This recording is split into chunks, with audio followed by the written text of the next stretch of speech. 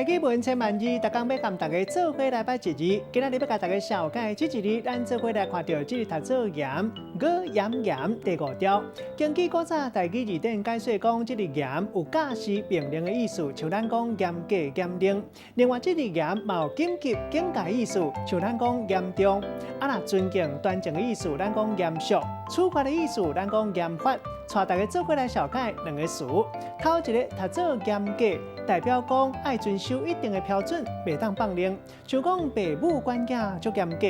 第2个词是一句俗谚语，咱连咱台语新闻嘛常常讲会到。人讲严官府出教贼，严父母出阿里不达。这个意思是讲官府真严格，颠倒贼仔搁较济。若父母严格，囡仔颠倒扑浪讲。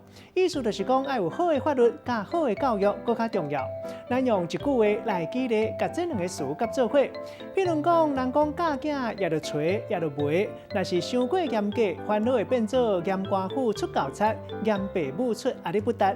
今仔日小解这一日严，提供予大家参考。